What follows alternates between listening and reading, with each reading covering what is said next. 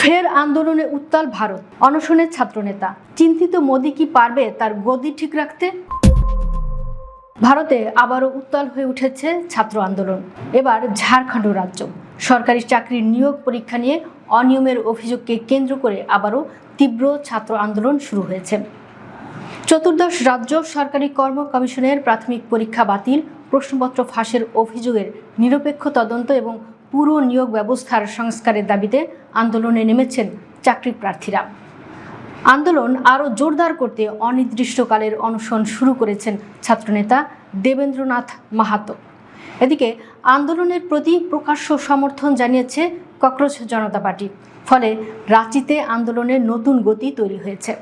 রোববার রাঁচির জয়পাল সিং মুন্ডা স্টেডিয়ামে শিক্ষার্থী ও চাকরি প্রার্থীদের অবস্থান কর্মসূচিতে যোগ দিয়ে অনশনের ঘোষণা দেন দেবেন্দ্রনাথ মাহাতো।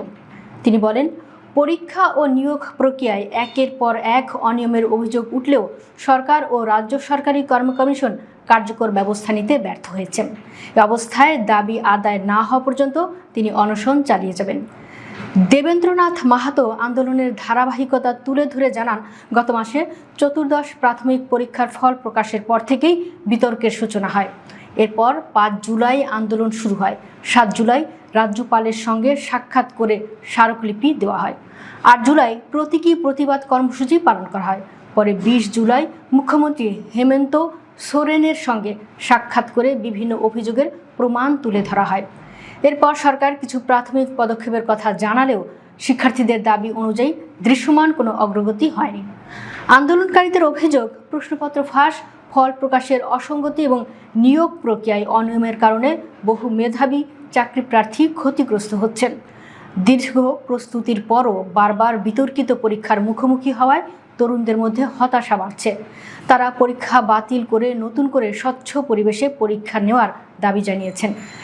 দেবেন্দ্রনাথ মাহাতো সাংবাদিকদের বলেন, মুখ্যমন্ত্রীর কাছে যেসব দাবি উপস্থাপন করা হয়েছে সেগুলো বাস্তবায়নের স্পষ্ট ঘোষণা না আসা পর্যন্ত অনশন চলবে। তিনি অভিযোগ করেন, কয়েক সপ্তাহ ধরে শান্তিপূর্ণ আন্দোলন চললেও প্রশাসনের পক্ষ থেকে সমস্যার স্থায়ী সমাধানের উদ্যোগ দেখা যায়নি। এদিকে ককরোচ জনতা পার্টি আন্দোলনের প্রতি সংহতি প্রকাশ করায় বিষয়টি রাজনৈতিক গুরুত্বও পেয়েছে। দলটির পক্ষ থেকে বলা হয়েছে, প্রতিযোগিতামূলক পরীক্ষায় স্বচ্ছতা নিশ্চিত করা এবং যোগ্য প্রার্থীদের ন্যায্য সুযোগ দেওয়া রাষ্ট্রের দায়িত্ব।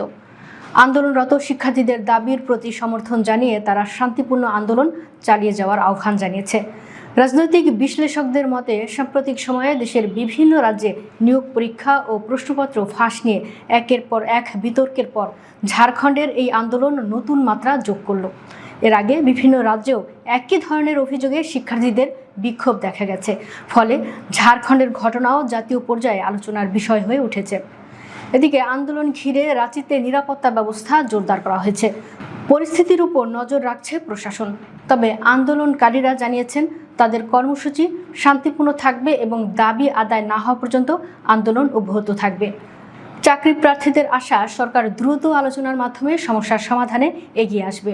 অন্যথায় আন্দোলন আরও বিস্তৃত হতে পারে বলে তারা সতর্ক করেছেন।